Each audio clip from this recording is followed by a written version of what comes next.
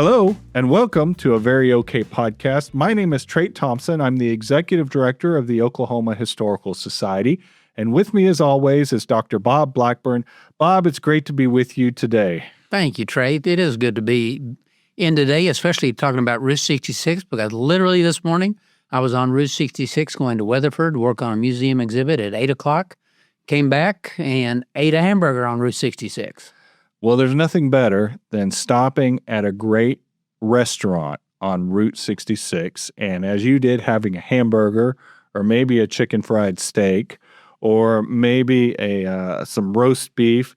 I think the rule is you're not allowed to eat anything healthy when you're traveling Route 66, and the more gravy, the better, I suspect. And my stop today, I didn't leave Weatherford until right at 1, so it was about 1:30, and I stopped at the Cherokee Trading Post there on the highway. I think it's 271 that goes north to Gary into Watonga, and went in and looked at everything. I thought, I think a hamburger is what I needed to add, and had beef.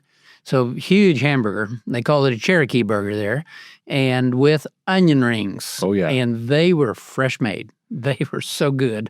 And I looked at it, I said, maybe I can eat half of this. And most of it was gone by the time I left. And I'm not a big guy, but it was really good. Well, I'll tell you, when you can find homemade onion rings, I have to order those because there's not a lot of places that make onion rings in the restaurant. Usually they're frozen out of a bag and they fry them. Now, don't get me wrong. You put a pile of onion rings in front of me and I'll eat them. But the ones that are handmade are just, I love them so much. And there was a little bit of a spice in them. I'd never quite, this flavor, it was unique between the sweetness of the onion and the spice that was in it with the big crust. You know, you could tell it was hand dipped. Okay, Bob, you're going to do this podcast by yourself. I'm going to drive and go get some onion rings. What's your favorite hamburger in town? Well, I love hamburgers, and we'll talk about onion burgers here in a little bit because there's some great places to get onion burgers. But my favorite hamburger is on May Avenue here in Oklahoma City, and it's Patty Wagon. And that restaurant is actually on one of the alignments of Route 66.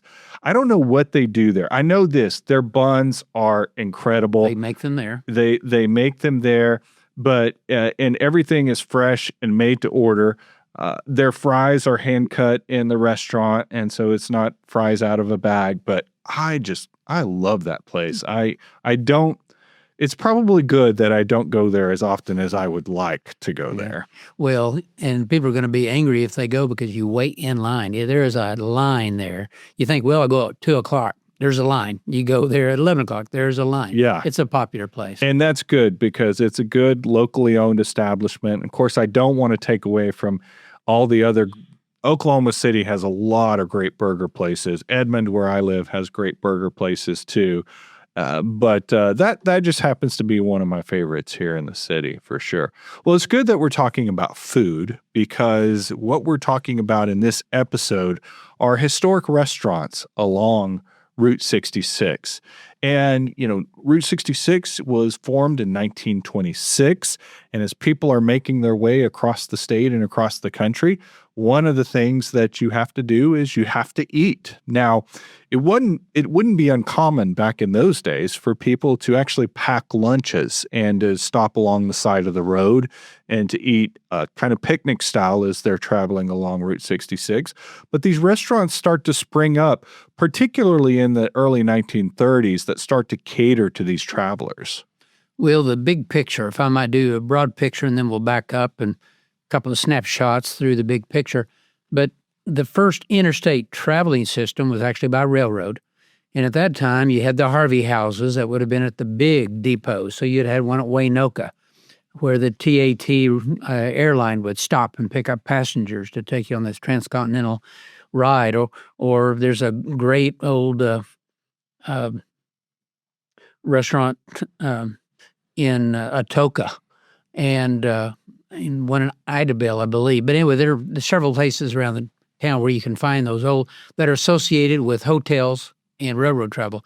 Well, as people travel to towns like Oklahoma City and Tulsa, and Amarillo even, and Albuquerque, typically they were going to find restaurants associated with hotels. So if you're going through Claremore, You could eat in the little cafe that's inside the Will Rogers Hotel, or you get to Oklahoma City and you'd eat inside the restaurants in the hotel. So that was where it started. Then you had your little mom and pop shops, the tiny hamburger joints, the chili bars that catered to a local community, whether it's oil field workers coming into Shawnee, or it's people in the lead and zinc mines wanting to eat in Miami, or farmers and ranchers out in western Oklahoma. So you'd have your mom and pop that would cater to the locals. But here comes this stream of new customers down Route 66, and entrepreneurs respond to it. And so you get the rise of some of these bigger restaurants. But by the 1940s, you start seeing these little diners. And the exhibit I'm preparing in Weatherford at the Heartland of America Museum, there on the south side of the highway, is there were 2 porterhouse diners where you could buy a stainless steel structure that was portable from the manufacturing plants in Wichita that had been making airplanes, and they knew how to work with aluminum and steel and structures. So you could get a little diner there, haul it into town, move it if you didn't have the right location. And when I went to college in Weatherford in the 1969 and 70, the porterhouse on the west side of town was still open. And we would go there at night. It was open 24 hours a day. So you start getting diners. You start getting chains like Sonic. Sonic takes advantage of that in the 1950s and 60s. Starts in Shawnee, 1953, but their first one on Route 66 is on Northwest 39th Street in Oklahoma City. That opens before 1958 as a Top Hat, later changed to a Sonic. So you start getting the restaurant chains that come in and take advantage. Howard Johnson's is another one, would open their chain of restaurants on the Turnpike at, the Midway originally in 1953 when Turner Turnpike starts. Howard Johnson was at the midpoint. You could go in and get multiple flavors of ice cream or food. But really, I think the heart of Route 66 food comes down to these local business people who found a unique menu, a unique way to put it in a building that catered to the traveling public. And some of those have survived today. And that's part of this nostalgic love of Route 66, getting off the interstates, getting away from the big chains that are owned in Atlanta and Chicago and Los Angeles, and find that local flavor in food as well as buildings and experiences that you can get on Route 66. Yeah, I wanted to do a little excerpt here because we talked about the Grapes of Wrath in one of our previous podcasts. And in that book, Steinbeck, as he's telling the story of the Jodes, there will be these interludes where the chapters will talk about different experiences along Route 66. And in chapter 15, he talks about the diners and the hamburger stands. And a little excerpt here. He says, along 66, the hamburger stands, Al and Susie's Place, Carl's Lunch, Joe and Minnie, Will's Eats, Board and Bat Shacks, 2 gasoline pumps in front, a screen door, a long bar, stools, and a footrail. Near the door, 3 slot machines showing through the glass the wealth of nickels 3 bars will bring, and beside them the nickel phonograph with records piled up like pies, ready to swing out to the turntable and play dance music. Skipping on, the walls are decorated with posters, bathing girls, blondes, and slender hips with waxen faces, and in white bathing suits, and holding a bottle of Coca-Cola and smiling, and see what you get with a Coca-Cola. Long bars, salt and pepper, mustard pots, paper napkins, beer taps behind the counter, and then in the back, coffee urns, shiny and steaming with glass gauges showing the coffee level. And pies in wire cages, and oranges in pyramids of 4, and little piles of post-toasties, cornflakes stacked up in designs. Nice. I mean, does that Steinbeck is an artist. He just paints with words. It just paints a picture. You can almost feel what it feels to walk in one of those places and see it in your mind's eye, and you can smell the place, right? And it's shared memory. The beauty of art that it affects so many people when they can tap into that shared memory. And we've all had those same experiences. He just put it into poetry that we can all feel and experience. Yeah. So that's chapter 15 of The Grapes of Wrath, which we spoke about a couple of episodes ago. But there were these great places along Route 66. And since we're talking about burger joints, I think we should start out with a couple of them. So let's talk about, there's one at one side of the state and one at the other side of the state. Wayland's Cuckoo Burger in Miami and Johnny's Grill in El Reno. Have you eaten at either one of those, Bob? Both of them. Okay. So Wayland's was, first of all, Arthur Bradley, Salina, Kansas, chartered the Cuckoo Inc. in 1964 and started selling franchises for those drive-ins. They had a giant fiberglass bird that regularly cried cuckoo through the loudspeakers. And Wayland opened his in Miami, right there on Main Street in 1965. Hamburgers were 15 cents, French fries were 15 cents, and milkshakes were 20 cents. And even though the Cuckoo chain collapsed, he purchased his restaurant in 1973, and he continues to operate it today. And I can tell you, I ate there maybe a month ago when I was up in that area of the woods, and the burgers are fantastic. And I did have onion rings, and they were great as well. But he's still out there doing it right there on Route 66, and it's a classic American hamburger drive-in. Yeah, and it's part of the experience of being on Route 66 of finding those. Those are little hidden gems that you find along that necklace of concrete that is Route 66. Well, I don't know about you, Bob, and your family vacations over the years, but when our family drives and we're on a long road trip, we try to find the local joints. And it's pretty easy now. You can go on Google and you can search for all the restaurants in your area. You can look at the reviews and see if people think they've had good food or not so good food. But we always try, if we can, to find a local joint, rather than eating at a McDonald's or a Arby's or whatever it is. Let's find the place that, that kind of speaks to the local fare there. And a lot of times the service is better, the food's better. You can have a great conversation with the owner usually, and you can discover something new. Well, that happened to me recently. It wasn't on Route 66, unfortunately, but I was traveling from the Wichita Mountains going over to Polladero Canyon to camp out, and going through Altus on the way in from the east side of Altus, little Sunshine Diner. Walked in there, and I heard the waitress saying, "Yeah, we get our beef from a local rancher." So I said, "Well, I'll have one of those hamburgers," and it was just one of those tasty burgers that you just have to have. Yeah. Well, and I'll tell you, one of my favorite things is I love a restaurant with a good pie. And you don't see pies made as often anymore as they used to be. And one of my favorite places to get a good piece of pie is in Claremore at the Hammett House. Oh, boy, the best. And that is not directly on Route 66, but it's a stone's throw away from Route 66. And if you need to go eat these pies, because the meringue, it's got to be 6 inches high on those pies. And Bill Byard, a longtime owner and great promoter of Route 66 Will Rogers Museum. Unfortunately, we've lost Bill recently, but Bill, that was his pride and joy. And when I was working on the Will Rogers Memorial a lot, I'd be up there on weekends, and the days when the Hammett House was closed, if I saw Bill, he'd say, "You got to come by the store, and I'll open it up and give you a pie or a cake."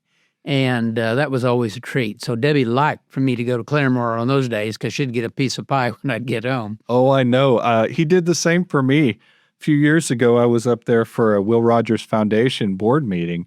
And after the meeting, he said, "Swing by the restaurant." And this was, I think they were open. It was about 3:00 in the afternoon. We pulled up in the back, and he gave me and I think Jack Baker was he gave us like 2 pies apiece to go to take home with us. It was maybe one of the best days of my life. Yeah, don't tell my wife or kids that. But another one, Johnny's Grill in El Reno. And if Oklahoma on Route 66 is famous for anything, it's onion burgers.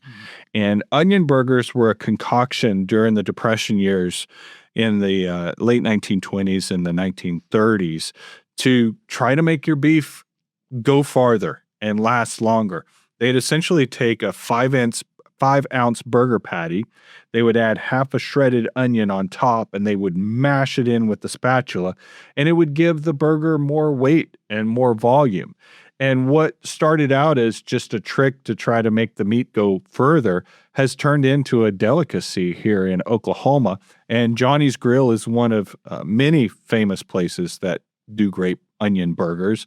And Johnny's opened in 1946. Johnny Seiler opened up the restaurant, and he perfected those fried onion burger techniques.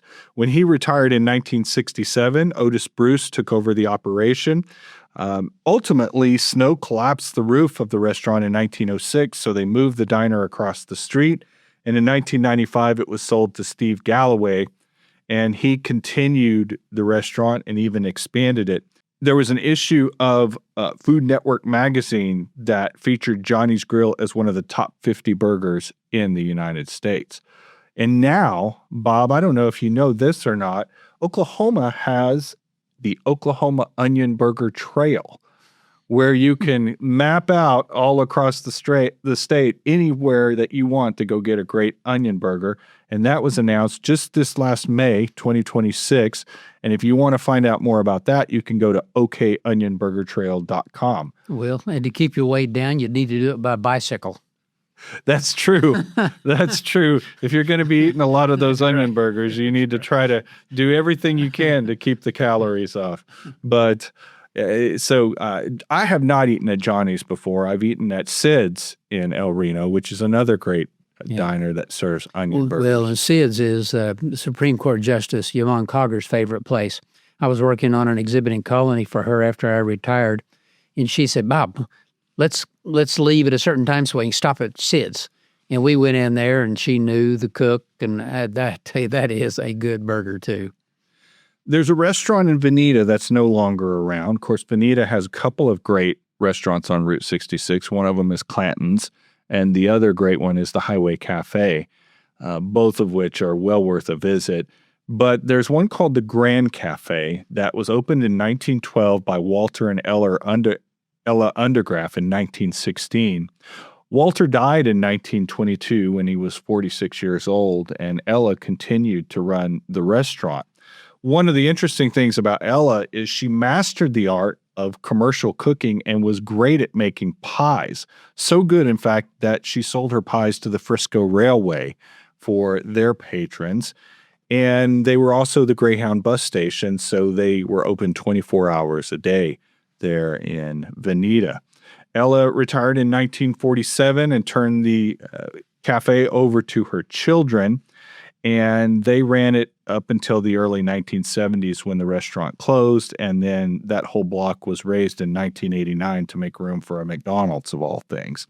But one of the interesting things about this, and it speaks to the atmosphere of traveling for Route 66 for people that were not white, the way they advertised. In a few minutes, we're going to talk with Kathy Anderson about Chicken in the Rough and that chicken dish, which was a dish that you ate with your hands. And they actually advertised chicken that, and I'm going to try to be as delicate about this as I can, but the advertisement said, eat chicken like a black person, essentially. And you can guess what words they might have used that are words that I won't say on this podcast.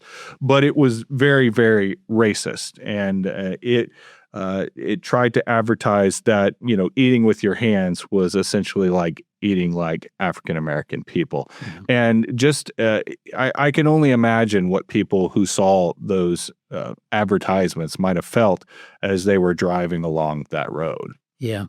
But while we're talking about Veneta, Clanton's is still open today, and it's one of the few restaurants that I know of that still cooks their chicken fried steak the traditional way on a grill and not deep fried. Okay. And when I go to a restaurant and I am a connoisseur of chicken fry, I say, "How do you cook it?" If they say deep fried, I say, "I don't want it.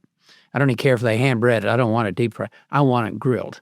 And they still do it that way at Clanton's. I did not know that. I've eaten at Clanton's a few years ago. It's been a minute since I've been in there, and I want to say the last thing I had there was the chicken fried chicken. So I wonder if they do that the same way. I don't know. But moving on, Ike's Chili in Tulsa is a longtime restaurant. In fact, it was opened in 1907 in an alley off of 2nd Street between Main and Boulder Avenue. You could get your chili with beans, without beans, or you could get it over spaghetti, which is more of a Cincinnati style of chili. And when customers learned that they could eat as many crackers as they wanted, that helped with chili sales. In fact, the National Biscuit Company, which today we know as Nabisco, that was one of their best accounts, was Ike's Chili in Tulsa. Ike's was also a favorite of Will Rogers. He loved coming back home and having a bowl of Ike's Chili.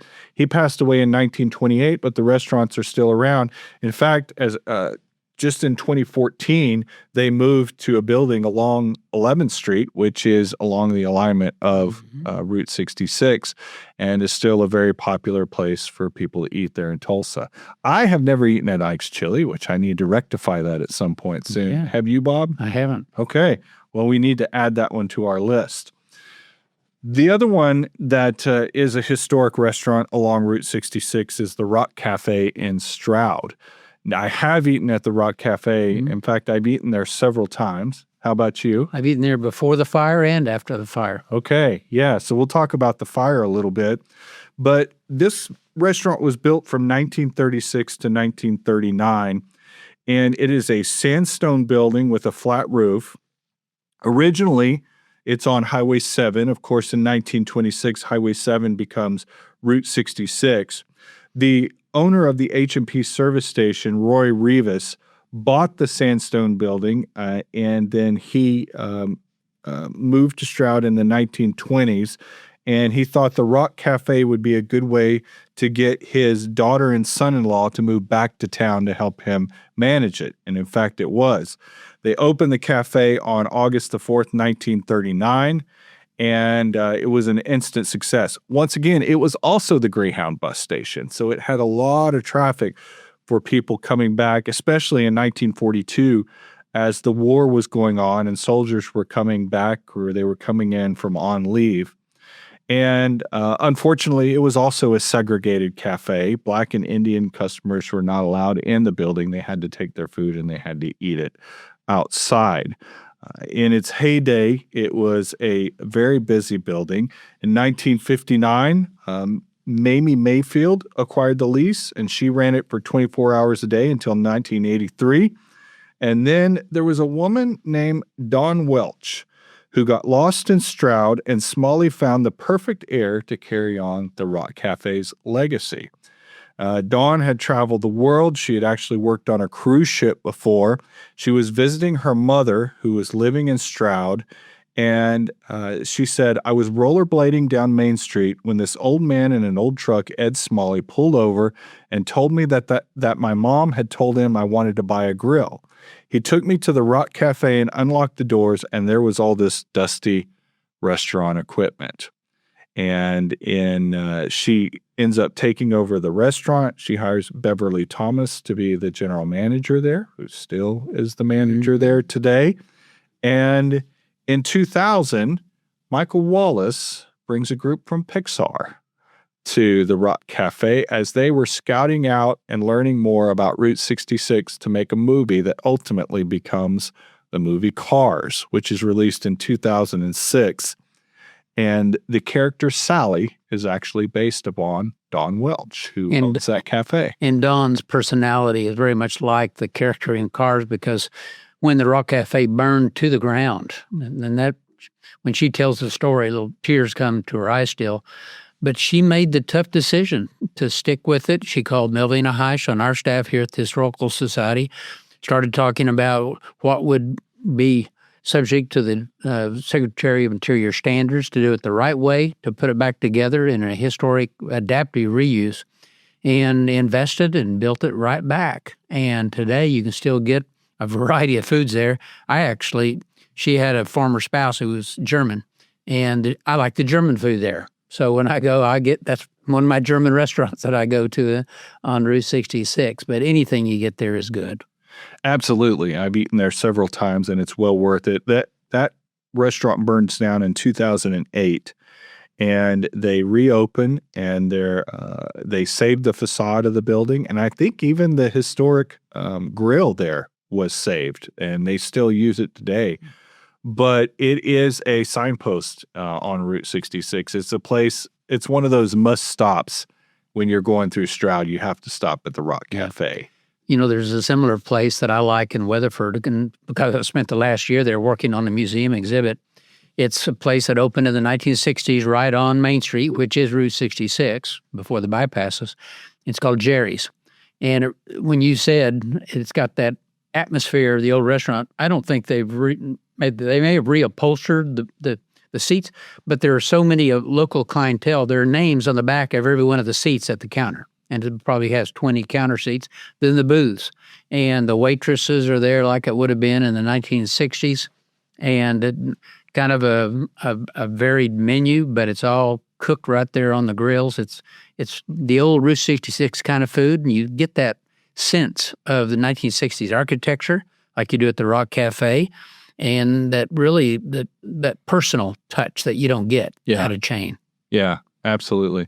What I love also about going and sitting down in these Route 66 restaurants is if you listen to some of the conversations at some of the other tables, most likely you will also hear languages that are not English being spoken, because there are so many tourists, Japan, Europe, Eastern Europe, who want to come to Route 66, and they want to experience what they believe is this classic version of America, and they want to see it not from the highway buzzing by at 85 miles an hour. So you will meet people from all over who are having this experience. In fact, I was surprised and pleased when we opened the Route 66 Museum in Clinton in 1995. For the first couple of years, I was following the business plan real carefully because it was a new business plan for us with earned revenue and local contributions as well as state appropriation. So this new partnership theory to see how it was working. And the number one group of visitors were not Oklahomans, Germans. We had more Germans than Oklahomans coming to Route 66 Museum the first couple of years. Yeah. It's not uncommon now at that Route 66 Museum in Clinton to go look at their guest book and to see in any given day 10 or 12 countries represented in one day out there. That shows how much the route is drawing people, especially this year in the centennial year. Another cafe that I know that you're very well familiar with is the Royce Cafe in Edmond, Bob. This one was started in 1933 when Royce Adamson, who was a newspaper editor at the Edmond Enterprise, sold his half of the business to his partner, and he decides to invest in a restaurant. And he starts offering round-the-clock meals. He is open 24 hours during after the war. I'm talking World War II there. And in 1941, there was an article in the Edmond Enterprise that noted that the cafe had one of the largest payrolls in Edmond with 23 people on staff. And it was also a place where you could get private banquet rooms, which was not necessarily all that common back in those days either. He ended up dying in 1942 at the age of 50. His wife continued operating the restaurant for another 15 years. This is what I found interesting, too. The Royce Cafe was one of the only restaurants in Edmond to receive the endorsement from food critic Duncan Hines. Now, I didn't realize that Duncan Hines was a food critic. All I was familiar with was the fact that you can go buy a Duncan Hines box of cake and make a cake with it. But apparently he was a food critic as well. He said the Adamsons had made this place in a small town well known and recommended their waffles, steaks, hot bread, and 22 varieties of sandwiches. The restaurant was sold in 1958. It closed in 1970, but the building is still standing there in Edmond on Broadway. Well, a little bit of personal knowledge there because I grew up in Edmond when Edmond was a town of 4,000 to 5,000 people. When I left in 1967, it had grown all the way to 7,000 people. So people living in Edmond today can't imagine that. But the nicest restaurant in town was Royce's. And like the Rock Cafe, it was clad with native sandstone. And probably would have quarried right there in the vicinity of Edmond somewhere in that red sandstone red beds. but it was the fancy place to go. To go to breakfast or something. You went downtown to around the corner. Some of these little places around town, the drugstores is a place to eat. But if you wanted to spend a little money, you went to Royce's. It was the nice place to go. And when I graduated from high school in 1969, that was one of the pre-prom party places that people would go before they went to the prom. Very nice. Very nice. So you had a lot of meals there, I'm guessing. Not many, because we didn't have a lot of money in those days, but I did have a few. Very good. The last one I want to talk about is Pop Hicks Cafe in Clinton. And this is one that people still have a lot of nostalgia for. Unfortunately, it burned down a few years ago, and so nothing is left of it. And it was right next to the Glancy Motel, and the Glancy Motel was torn down too, unfortunately. But Ethan Pop Hicks, he was one of the earliest entrepreneurs in Western Oklahoma that offered private meeting rooms and banquet rooms. He came to Clinton in 1930. He worked as a welder.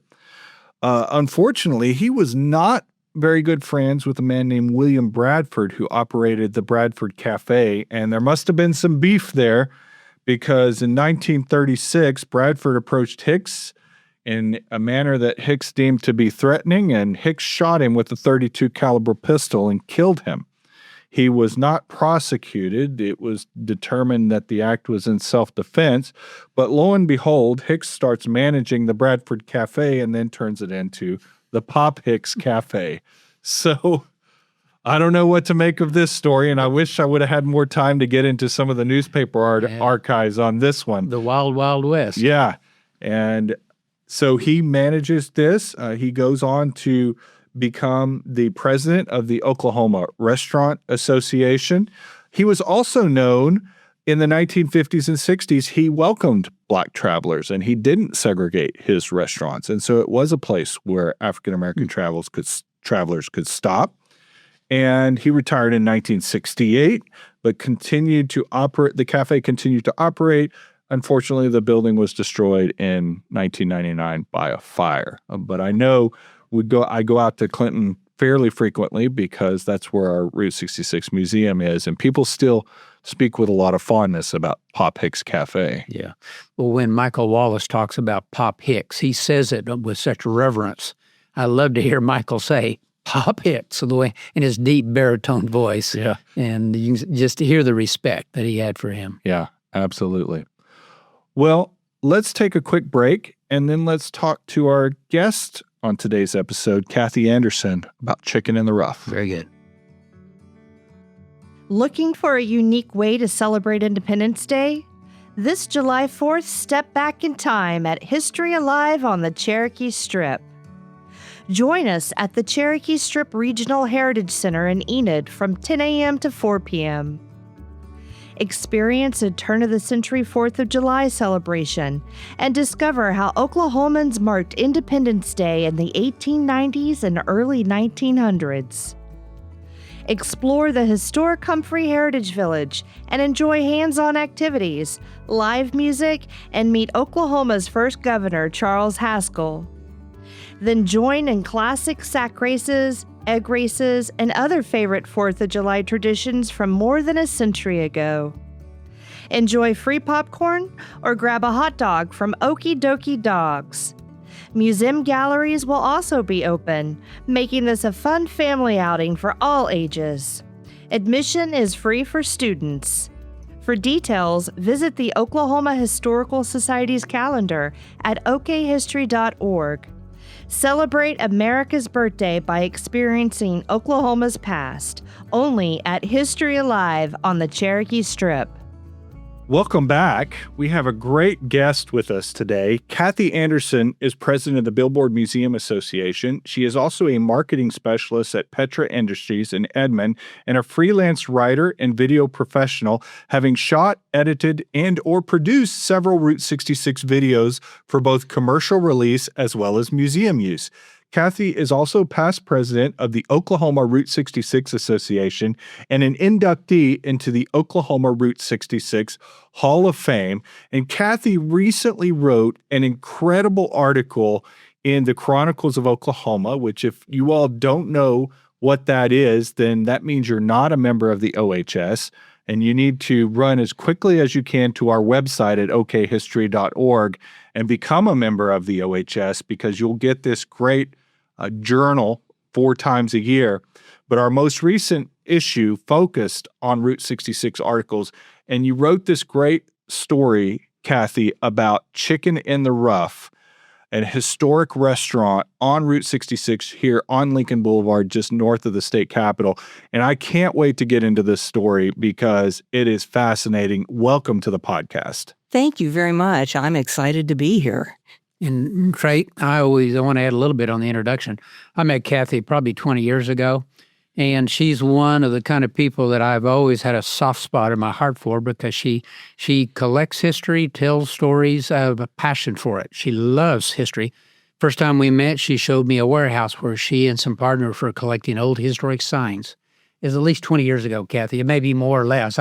If I can't relate it to my son's age, it's sometime that decade, but about 20 years ago was when I first came down and looked at those signs, and we started working together, and you've helped anytime we needed anything at Route 66 Museum or here at the History Center. So I want to give you a special welcome from a good friend. Thank you. I appreciate that very much. Well, and Kathy, I've had a chance to get to know you through the Route 66 Centennial Commission. And also, we have worked together. We've got this Neon Sign Park project that we're working on together. And I don't know if there's anybody more passionate about historic signage in Oklahoma than Kathy. Maybe Jim Gleason over at GNS Signs, who is also a partner of ours. Shout out to Jim. We love working with him. But I've just enjoyed getting to know you, and you are a passionate advocate for Route 66 also. Well, my love affair with Route 66 actually started as a pre-teenager with the TV show Route 66. I had a huge crush on George Maharis. Okay. And we were living in Pennsylvania at the time. And, that crush kept Route 66 in the back of my mind. When I moved to Oklahoma in 1980, I knew I was moving to a Route 66 state, but my interests were elsewhere. And I thought, well, maybe I'll drive some of it, but it seems a little self-indulgent, a luxury thing. I don't have time for that. Then 66 became decertified. And it's like, oops, maybe I've lost my opportunity.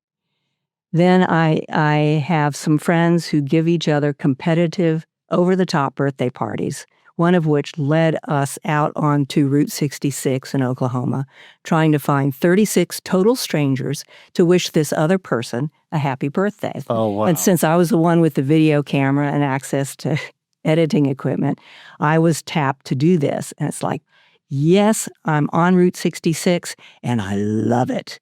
And I want to keep doing this. Yeah. And that led to, and that was about the time Michael Wallace's book came out, which started that renaissance in terms of the U.S. interest. About 1990. Yes. So people from overseas have always had that interest, and in a way, they kept 66 alive when Americans weren't particularly interested in it.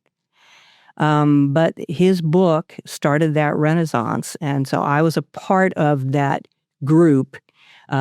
So got to know Marion Clark with her wonderful cookbook, which is actually quoted here in Chronicles in the article. And when I moved here in 1980, the only Beverly's restaurant still in existence, well, there were 2. I went to eat at the one at 23rd and Classen, which is Route 66. And honestly, I wasn't particularly impressed.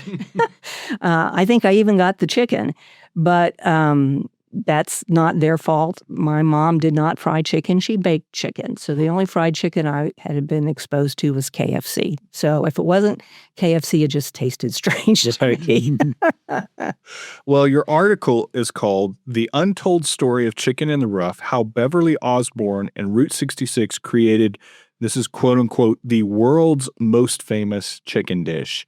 What made you interested to tackle this as a topic? And for those of you who may not know, when you write an article for the Chronicles, you don't just get to sort of write what you want, everything has to be fact-based and backed up by academic sources. So you have to have primary sources, newspaper articles, photographs, interviews. It's not just something that you can pull up out of your head. What made you want to do the work to get this story out there? Well, I have 66 friends who, for gifts, would on occasion give me something chicken in the rough related. So I kind of started this little collection in my house. And then there was a new antique store I went to visit. And lo and behold, he had a lot of chicken in the rough stuff, a lot of it paper. And when he realized that I was kind of intrigued, he kept bringing me more paper over like a year and a half because he's only open one time a month. And so every time I go in, he'd have another batch of paper for me to look at. And so I'm flipping through the stuff, and it's things that came from the estate sale 20-some years ago. And I was flipping through, and my mind just works this way. I've started connecting dots between all the pieces of paper. And after several months of collecting stuff, I realized there is a story here that hasn't been told, but I don't have enough information. So I kept getting more and more stuff. And then I found out, I know you gentlemen are familiar with John Dunning, who loves history. And a hero of ours. Yes. And he was at that same estate sale. And so he had a bunch of chicken in the rough stuff, and he allowed me to go through what he had. And the biggest treasure he had was Rubye Osborne's journal from 1948. Wow. And I had already written like a first draft of this article, but when I read the journal, I had to revise the front half of it because it provided insights nobody knew about. That's incredible. Well, let's jump into the Osbornes. Beverly Osborne was born in 1896 in College Mountain, Indian Territory. He grew up in abject poverty, so much so that he decided to strike out on his own at 8 years old because he thought he could get a better life. I can't imagine that. That, to me, just typifies the risk-taking and gumption that he had from an 8-year-old to pull off this incredible chicken in the rough journey. I mean, this was not for someone faint of heart. He was a risk taker. He proved it at age 8, and he kept proving it through his whole life. It frustrated the heck out of Rubye. She was not a risk taker. Every time he did something, she just was like, really? Why can't we just have 2 restaurants? Be happy. Right. And he just kept pushing the limits. That's probably part of the reason, too. He was seen as so flamboyant. If you grew up in poverty, you want a Cadillac. You want that Cadillac convertible. You want pretty girls hanging off the back of your convertible Cadillac. You want a big fancy house. You want to talk big. You want to be the big man. And I think that he tried to do that throughout his life. And a bit of a rascal in some ways in his private life. My dad, who was a highway patrolman, got to know him, as he did several community leaders at the time, before repeal of Prohibition. But he was a character. I am not surprised by that at all. And honestly, I'd like to hear more about that aspect, because that obviously didn't make the estate papers. Right. Probably wasn't in Rubye's journal either. No. Well, he meets Rubye. He's working at a drugstore in Comanche, Oklahoma, and she was not raised in poverty. And her family, from what it appears, was not too thrilled about her taking up with Beverly because it was an unequal economic match, so to speak. But she said that she loved the guy, and somehow love finds a way. Yeah, she faced a lot of criticism from friends and family for her choice. He had an 8th grade education. He dropped out after 8th grade, which at that time was really not that unusual. But she had had 2 years of college, so there was a big difference there. Obviously, her family was affluent. He had run away from home. He very much the self-made man. I don't know what the attraction was, My guess is he had a really wonderful personality. Mhm.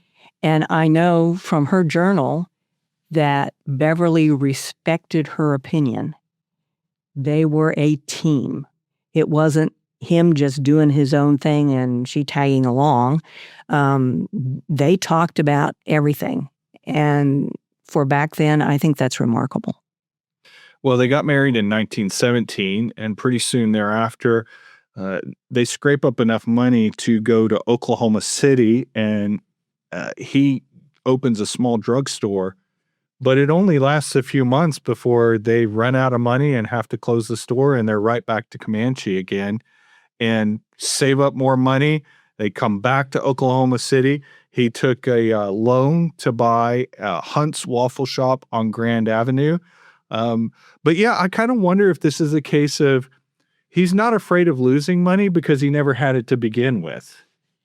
That's an astute observation. I think you're right. I think he also had a huge faith in his own abilities. I know faith in general was important to both he and Rubye. And for him to keep plugging away, they would identify where they went wrong. So, for example, at that drugstore they tried to open, they realized their failure was because they couldn't get a pharmacist in there. And so you really can't have a drugstore without a pharmacist. Right. So when that failed, they knew it and they bailed out, but they knew Oklahoma City is where they wanted to be because that was the place for a young couple looking to get ahead. The Depression comes along, and by that time, he's opened a few restaurants, and the Depression wipes him out.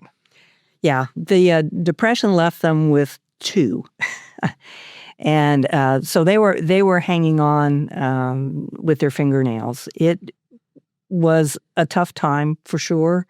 I know they weren't afraid of hard work. They would do whatever they had to do to survive. And, they didn't give up. They didn't throw in the towel. They kept looking for a way to move forward. He finds this restaurant that he wants to open, 2429 North Lincoln Boulevard. For those of you who aren't aware, that is just north of the state capitol. And for those of you who are familiar with the Capitol, how it looks today, Bob, could you give a sense of what that area north of the Capitol would have looked like in the 1930s? Well, starting about 35, it would have been filled with oil derricks. Yes. And pumps and tanks and lots of noise and all of that associated with the oil patch. But at that time, 23rd Street was still a surface road. And so when you get north of the Capitol, it was just a neighborhood on either side. And these little small houses, probably 1,000 square feet, 1,200 square feet, had been developed. But there wasn't much town north of there. Yeah. And in fact, people like Beverly Osborne and some of the other prominent families would build country estates as far north as 40th Street. That was considered out in the country at the time along the Deep Fork River. And so it was just barely developed. But at that time, of course, Lincoln looked a lot different than it does now. And 23rd Street would have just been a regular east-west road. Yeah. Today, Lincoln Boulevard, it doesn't go right up to the front, or that really it's not the front side of the Capitol, it's the back side of the Capitol. It used to go up and tee at 23rd Street. Now we've got the whole Clover Lane system that was put in the 1970s, so it doesn't do that anymore. In fact, Beverly's was the place that he bought was probably located at about the place where the Will Rogers office building was now, if I'm, roughly in the right geographic area. Kathy is saying I'm probably not right. So good. So correct me. Well, let me clarify something. As near as we can tell, it was a vacant lot. Okay. And then he had plans drawn up, materials were delivered, and then that's when they headed west in 1936. So there was nothing there. It was a huge risk. It was horribly expensive. We talk about it in the article, Rubye not liking debt. When she found out how much this was going to set them back, she threw up. $60,000. Yeah. This is 1936. Yeah. And I mean, she was very upset. And of course, 2020 hindsight, Beverly never let her forget that she threw up. But it's on that trip that this idea came about. Why don't you tell us a little bit about that, Kathy? Sure. There are legends on how Chicken in the Rough came to be. And they're all conflations or ignorant guesses on actually what happened. And between Rubye's journal and speeches that Beverly gave that I have hard copies of, a fuller story emerges. So a cook at one of the two remaining restaurants they still had packed them a fried chicken lunch. And there were 4 people in the car, the managers of the second restaurant, and then Beverly and Rubye. They wanted to go out to California and to come up with some spectacular ideas for what to serve on the menu for the new place on Lincoln. They really didn't know. They wanted it to be upscale. They wanted it to be glamorous because all their other places were, just diners. They weren't anything special. So they wanted something special. So they headed out and they on 66 and they got to around Amarillo. 66 was not fully paved at that time. They hit a bump. The chicken went flying, landed on the floor, and Rubye quipped, "That's chicken in the rough." And that phrase just resonated with everybody. And they talked about it all the way up, out to California, and all the way back. And they decided what they would do with that idea was to serve chicken without silverware, which was a no-no to eat with your fingers in public. Fine at home, but not in public. So they were going to do something a little daring, and they were a little concerned it actually would backfire. But they wanted to try it. So they came back, and he immediately hired an artist to create some kind of iconic logo. So Chicken in the Rough got translated into this golfing rooster trying to play his way out of the rough. Fantastic. I love this. And he had a whole plan organized. So, their 3-week trip and back, I'm sure they just laid it all out. But he wanted to make sure everything was copyrighted, trademarked, patented, whatever needed to be done so he would be legally covered, which I think is very unusual for the time. I believe Big Boy out in California, it started as a standalone food dish, but he kind of lost control of it, and it eventually kind of turned into a whole chain. With Chicken in the Rough, it was always just a menu item. So even in Oklahoma City, his restaurants were Beverly's blah, blah, blah, blah. They were never called Chicken in the Rough. Yeah. My guess on that trip to California, another seed was planted in his mind for drive-ins. Southern California was the hotbed for drive-ins. It comes out of the 1920s, long before the surfers. We think of drive-ins and the surfers and, Happy, whatever that TV show was. But it really started in the 20s and 30s, and the term car hop goes back to the time when cars had running boards. And as cars would drive into a drive-in, the young, eager boys who wanted trips would go out and jump on the running boards. And as you were coming in, they would say, "What do you want? I'll go get it real fast." And then they'd get a tip. So you actually were hopping on a car and riding them in. And my guess, there were so many drive-ins in car-crazy California. That was another idea that he would use then at his store on Lincoln. I believe you're right. I don't know that Oklahoma City had a drive-in up to that point. And when he started his place on Lincoln, it was Beverly's Drive-In. And people who knew of the place later always wondered why it was called Drive-In, because it wasn't a drive-in at that point. But it started as both drive-in and you could go inside and eat. And I just want to let people know, because you outlined this in the article, what the meal was. It was 5 pieces from half a chicken, unjointed, covered with long, crisp shoestring potatoes, served on a buff-colored platter on which is emblazoned the four-colored trademark crest, a 1-ounce jar of honey, and buttered hot rolls or biscuits. And that completed the serving. And is anybody else hungry now?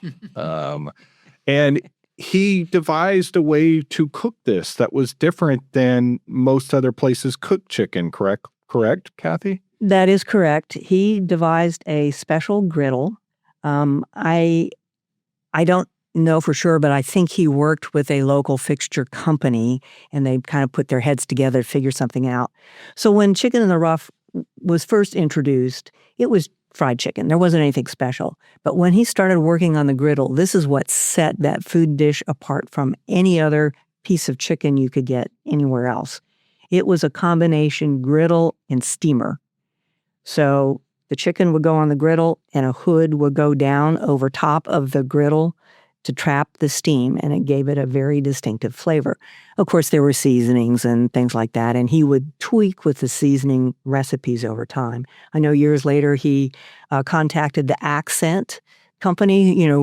I don't know if Accent's still out there or not, but they created a special seasoning for him as well. So he was always looking to improve. But that griddle was, he got that patented. He was so proud of that griddle. And when you became a licensee, you leased the griddle. You could not buy it. You leased it. And in terms of his getting money from the franchise system, franchisees would pay a certain amount for every meal served. Okay. Because it wasn't the restaurant that was franchised, it was the meal. Correct. So any restaurant could choose to do Chicken in the Rough. However, there was a vetting process. They learned very early on they needed to be careful.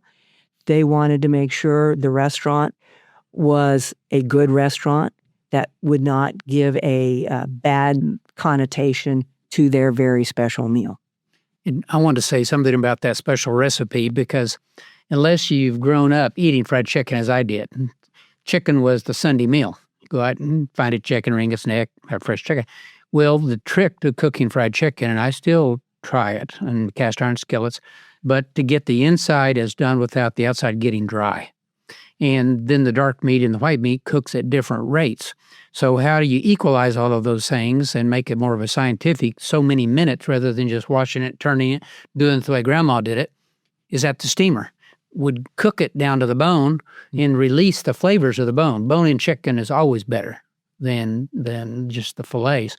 And so it would get down, release that flavor into the chicken and cook it all about the same, and then a quick fry or grill, and then that would make it ready. So for people out there who weren't raised frying chicken, there's an art form to it. And Beverly found a way to bypass the art and make it more of a science. And in fact, in a lot of his material he would send out to franchise holders, he would push the scientific method. And now I don't know if that was a buzzword for the time or not, but it kind of let them know he wasn't doing this by the seat of his pants. He had this researched, and you could count on this system working. So Chicken in the Rough, the restaurant, it opens in September of 1936. The drive-in. The drive-in, yes. And thank you. It can get confusing with all his restaurants, but the drive-in opens in September 1936. And Beverly was expecting maybe 40 people on that first day. And they had 40 people by noon. And Rubye writes in her journal, well, it literally took Oklahoma by storm. People were coming in from all over the state just to see and learn what it was all about. So they caught lightning in a bottle here. This caught on. Well, and what's interesting is for that opening day, people didn't know what Chicken in the Rough was. They had no clue. And in Rubye's journal, she relates the questions they asked her while they were waiting and waiting and waiting and waiting to get in to be served because they were just overwhelmed. So, my best guess was radio. I know he used radio a lot, so obviously there was an interview or an ad where he talked about the opening of the drive-in, and we're going to be serving chicken in the rough, but he didn't give a clue as to what it was, and that's based on all the questions that she fielded. So people came out of curiosity. Okay. This was a novelty.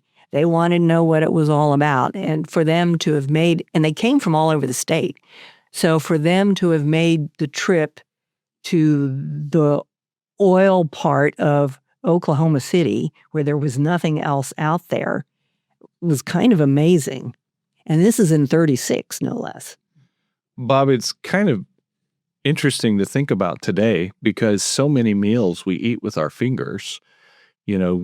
Fast food is a part of our culture now. We eat in our cars, driving from here to there, and everything is finger food based. So it's kind of interesting to think about a time when that wasn't common. Yeah, it is. And really, you have to look back at Oklahoma's food culture. We've already discussed a little bit earlier about cafeterias, and cafeterias were more formal. It was like going to Granny's for lunch after church on Sunday. You get a plate, you get your dessert, you get your knife and fork, and napkin, you sit down, you eat in a polite way. That was the tradition that most Oklahomans expected. And so this was kind of an urban new thing. It would have been part of this modern new generation that's, loving jazz music, the big band sound of the time, and going to these crazy movies with these movie stars. It would have been part of the modern way of doing things. So it would have been revolutionary at the time. Reminds me of that scene in the movie The Founder where Michael Keaton, who's playing Ray Kroc, goes up to the McDonald's restaurant at the window and he orders. And he gets his food in a sack, and he kind of looks at him curiously and says, well, where do I eat this? And the attendant says, well, you can go sit on the bench, you can eat it in your car. And he's just really confused at this notion that he's not going to sit down inside of a restaurant with, fork and spoon and all of those kinds of things, that even into the 50s, this was still a relatively novel concept. Well, and part of the magic was this was entertainment. You eat food to survive, to work, to go out and plow the North 40, to work, sun up to sundown, or you work to go to the factory. Most people eat because they have to for nutrition, but this was an age when going out was also entertainment. And what they did with chicken and the rough is provide an entertaining way to get out of the house, get in the car, go for a ride. You hear the term Sunday driver, maybe not so much in young generations, but when Kathy and I were growing up, someone going slow and looking around and having a good night, that's a Sunday driver. Yeah. Because on Sundays, for entertainment, you get in the car and go for a drive. That was fun. Yeah. At that time today, why do you want to get out in traffic? But then it was a novelty. So to get out, go for a drive, get something to eat out of the house, that was entertainment. And of course, the woman of the house who was making 3 meals a day, typically, said, yeah, that is fun. That's entertainment. So it was part of this whole social change, automobile culture, drive-ins. Just as life was changing, Beverly found the right formula at the right time. Yeah, it must have found the right price point, too, because remember, we're in the throes of the Great Depression, and people probably didn't have a lot of disposable income, so it must have been a meal that people could afford. 50 cents. Hard to beat that. Chickens were pretty available at the time, and not only could you fry up or create the chicken itself, but then you could also sell the gizzards and livers as another side meal. So you were, as a restaurateur, you were able to really stretch that chicken in many different ways. See, if that is talking about chickens, a story nearby in Tacoma Park that was known as the poultry community. G.A. Nichols developed that on the Frisco Railroad and put a chicken coop behind every house. So people could put in a chicken coop, sell the chicken, sell the eggs to the railroads that would go into town every day, and then make their mortgage payments from the chicken income. And that was still a strong part of the community of Tacoma Park when Beverly started this restaurant. So as Kathy said, people would have had chicken coops all over the place. People would have been raising chickens. And this is before the big poultry farms where you had to have 10,000 chickens cooped up. This is where they're out roaming, and it probably tasted better because they weren't being force-fed, that genetically engineered corn or whatever it was. And they were eating the ticks in the yard and getting the food and the grain, and it just tasted better. Speaking of transportation, they had a deal with Braniff Airlines where Braniff Airlines served chicken in the rough. That was one of the most surprising things that I learned while researching this article is in 1941-42. I mean, we're talking World War II here. They had a deal with Braniff, so planes that landed in Oklahoma City, and it was pretty much the Amarillo, Oklahoma City, Chicago leg. People could order chicken in the rough, and I don't know how long that arrangement lasts. I actually contacted what's left of Braniff, the research historical folks, and they hadn't heard of that before. So I kind of felt proud that, like, hey, I discovered something. Yeah. Make a note. Make another connect the dots is that the chairman of the board of Braniff Airlines about that time was Fred Jones of Fred Jones Ford and Mercury. He would have been a contemporary of Beverly. They probably played golf at the country club and hung out at the men's dinner club and did all these social things. And so they would have had a relationship. And he, even though the headquarters had moved already to Fort Worth, he was chairman of the board. Kathy, do you know how many restaurants Beverly owned at kind of his peak? Well, so he personally owned the ones in Oklahoma City, and that number would vary over time. What was surprising to me is that he also co-owned one in Lawton and in Okmulgee. And those were around close to the war years. And it was like, okay, that, he did expand beyond Oklahoma City for restaurants that he could claim as his own. But he you've got, boy, he had so many, it's kind of hard to keep track of them all. But you've got, many of them were on Route 66. The most puzzling one that we know very little about was the Ruffeteria, which was on 39th Street, which is what most people associate with Route 66. It only lasted a few years, couldn't find any photos, couldn't find any information other than the original press release. Tracked it in the phone book, saw when it dropped out, so it was like 2 years. Wow. On matchbooks, and maybe, if they listed all the restaurants on the menu, that would go to all of them, it would be there. But that was it. That's a big puzzler. Well, I know where my favorite one was. It was on Grand Avenue next to the Concord building. It's now called Sheridan. They changed the name in the 60s. But on Grand Boulevard, it was open 24 hours a day. And when us college kids from Weatherford would come in to Oklahoma City looking for action, and you wanted a place to eat at 2 o'clock in the morning and get your head straight, there were two places, Kith Big Boy and Beverly's downtown. Because it was open 24 hours right there. Because downtown was still pretty active in the 60s. And so people staying in the downtown hotels, the Skirvin would have been going strong, the Black Hotel, the Skirvin Tower for a little while, and some of those other hotels. So people would have been down there and using that, and it was just a small little diner. And that was the Waffle House, his first Waffle House that he bought. That was Hunt's. And he expanded it over time. But that was kind of the constant for all of the changes with the restaurants. That location, his first location, was there for till urban renewal took it out. Mm-hmm. In the 1980s, we had the Burger Wars. But in the 1930s and 40s, or maybe later, when did we have the Chicken Wars? So you would expect that there would be competitors because he was enormously successful. And yes, there was a competitor right here in Oklahoma City in 1939, Robert Burbridge, who was an serial entrepreneur, had a printing empire behind him, which gave him the stability to do, all kinds of things. I guess he thought, I could do the same thing Beverly is doing, but better. And he came up with Chick in Hand. That was his process of cooking chicken. It was not the same. He had it patented as well. And he set up shop right across the street. I mean, directly across the street from the drive-in on Lincoln. And he had a big old sign. And I know that the drive-in knew about him because they have pictures of that sign shot from their parking lot.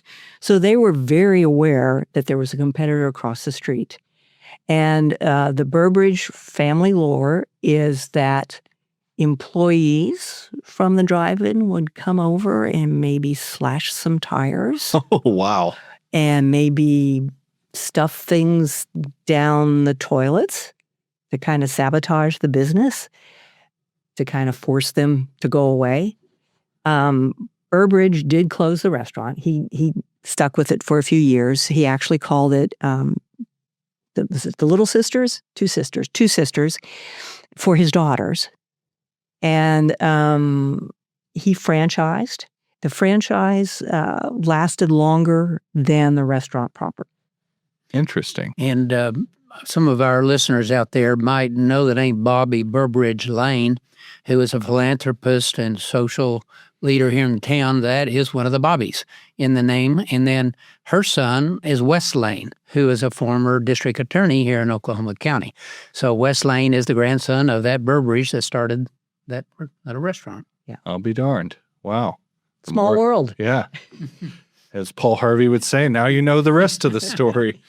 Well, by the 1970s, at one time they had over 300 Chicken in the Rough franchises. I'm guessing that's over 300 restaurants that meal was being served in across the United States. By 1978, Beverly sells the rights to Chicken in the Rough outside of Oklahoma, or Oklahoma City, to Jack Carroll. And in 1979, he sells it to Randy Shaw, who is a veteran employee with the Osborne family. And the franchise just kind of goes down after that. Well, it was already going down. In the 70s, the sanitation code changed for the kitchen, and his prized special grill no longer met code. And they really struggled to figure out a way to cook the chicken so it would still taste the same. And I suspect they lost a lot of franchises at that time. I also know he just wasn't as involved, directly involved with the system. He had other interests. As he got older, he would explore them. He loved to fly. He loved to fish. He loved his cars. He loved a lot of different things. And as other people took over responsibilities for the franchise system, he didn't have to be directly involved. He might write a little op-ed for the franchise newsletter, but that would be it. And in the late 50s, actually, the whole licensing system, the control of it, all of that, moved out of state. So he was already starting to let go. And he had actually tried to sell off the franchises earlier, but somehow the deal fell through. And so it wasn't until much later that he was successfully able to sell things off. So, his interest changed. And let's face it, America's dining habits were changing. And this was a chicken dish you went to a sit-down restaurant. And I'm sure those were struggling as drive-ins and fast foods became more and more a part of the American landscape. Yeah. So there's that whole other aspect that obviously he had no control over. And one other little element there would have been early television. Television first goes on the air in Oklahoma City in 1949, Tulsa in 1950. And suddenly people were staying home. They weren't going out to eat as much. So a lot of restaurants had to change their business formula that was built around movies. Because even little towns like Edmond, where I grew up, a few thousand people, Bronco Theater, there was an early serving before the movies and a late serving after the movies. And restaurants could build their business plan around it. Television changed all of that. And so takeout became then so quick serve instead of what Beverly was doing. And two, restaurant business will wear people out. It's a hard business. Yeah. You work 18-hour days. If you're really making money, it's a low-margin business. Yes. And it probably wore him out. Yeah. And I know from very early on, he pushed the idea of takeout. I happen to have one of the very early takeout boxes. I believe the same one is in the exhibit here at the History Center. And he would encourage his franchise holders do takeout, do delivery, do whatever it takes to move the meal. There's not much left of Chicken in the Rough nowadays, but here in Oklahoma City, there is a Beverly's Pancake House on Northwest Expressway. And can you still get Chicken in the Rough there? Absolutely. It is on the menu. It costs more than 50 cents, though. Yeah. And the sign that they see there on the highway is half of one of the original signs. The other half, I know exactly where it is because it's here in the History Center. Yes. We purchased that, and our common friend Cameron Eagle somehow acquired that last sign and refitted them, one for that restaurant and one for us. And it's hanging here next to our Sonic exhibit. Yep, we have that in our Commerce Gallery on the first floor, so we'd love for all of you to come see that sometime. Kathy, this has been really enlightening, going back in time and looking at Route 66, Lincoln Boulevard here in Oklahoma City and exploring the story. Thank you so much for filling us in and for writing the article, too. Well, it was my pleasure. Once I get an idea in my head, I got to spit it out. And so once I started connecting those dots, it's like, I got to write the story. I mean, it was almost 2 years worth of collecting material, researching, and then finally the writing went fairly fast. But it was a wonderful journey, and I was taken aback when I was talking about this to somebody else, and they said, "So what are you going to write next?" Mm-hmm. Well, I don't know. Well, maybe it'll be you out on Route 66, and along comes a 65 Corvette with the George Maharis lookalike in it. We want to know the rest of the story. There is a rest of the story, actually. Okay. Route 66 magazine, which is now defunct, they were doing an article on George Maharis. I had no idea he was still alive. But it was well known within the 66 community how I first got interested in Route 66. So they told George, I'm so embarrassed, they told George Maharis my story.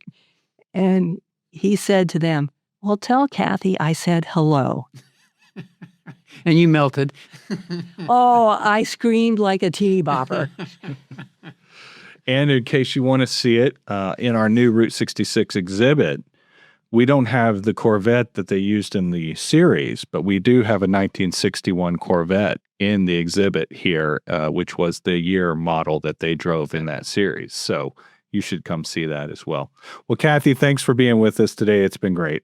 My pleasure. Well, Bob, I enjoyed that conversation with Kathy. I learned a lot that I didn't know about Chicken in the Rough, and the fact that it was right here, just right across the street from where we are at the Oklahoma Historical Society today at the History Center.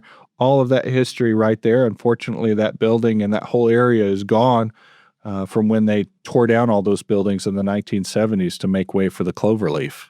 Yeah. And, the conversation was a good combination of this spirit we have in Oklahoma, the, innovation, ingenuity, taking a risk, supply and demand, and that's what Beverly Osborne was doing. He was just playing around with different ideas, way to make a living, support his family, and he hit on the right formula at the right time. Yeah, absolutely.